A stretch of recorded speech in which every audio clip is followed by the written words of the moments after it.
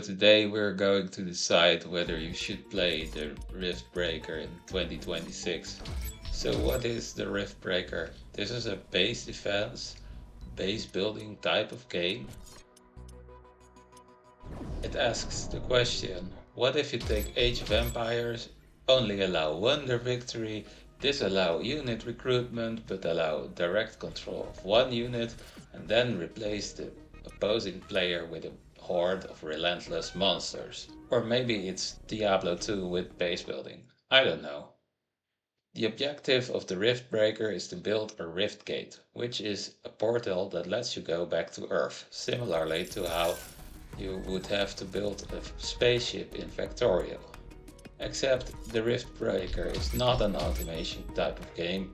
There are no assembly lines here, and the focus is much more on building towers and base defense. You play as Ashley, a biologist being tasked with preparing a planet for a human habitation. Ashley is inside a big mech suit, so basically she's a big bad robot. She's fairly strong, and she gets even stronger if you craft or find new equipment and weapons for her. The amount of towers you can build is quite large. There are different types of ammunition which you will need to balance. Build only explosive type ammunition towers, and it's likely you will run out of in the middle of an attack. These ammunition types also determine which enemies are resistant or vulnerable to your attacks. So if you want to nerd out a bit, there is quite a big opportunity for optimizing your base defense. Another thing that is quite varied in this game are resources. For example, energy can be mined from deposits, extractors from geysers, created by burning gas or captured by solar panels and windmills. Gas, in turn, can be created from sludge or extracted from fiery gas pits. Sludge needs to be pumped up from pools, and so on and so forth. This allows players to get pretty creative about economy management. The action combat works quite well. Each arm of your mech can carry up to 3 weapons, which you can cycle through at the touch of a button. These are both melee and ranged weapons. Ranged weapons run out of ammo, but melee weapons do not. However, you might need to heal up pretty soon if you go the melee route. The world looks vibrant and colorful.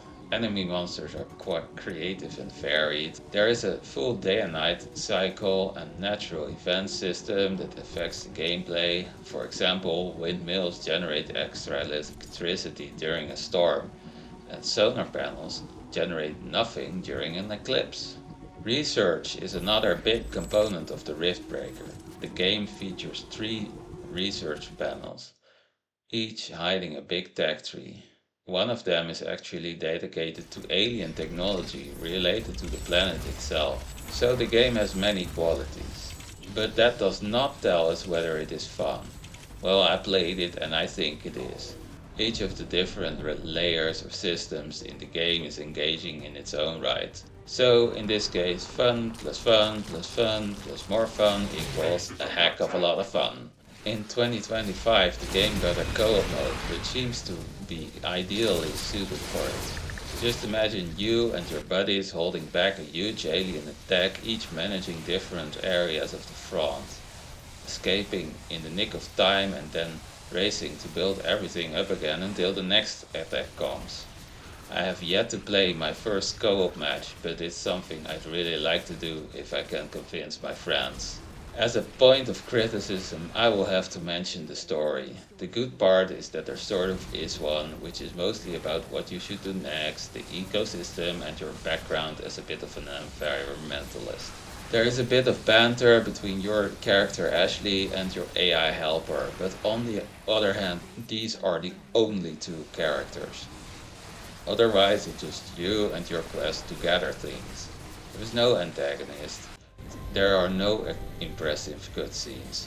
I suppose this is not intended as a story game, but the campaign is where most players will start, and it's just kinda mid in this regard.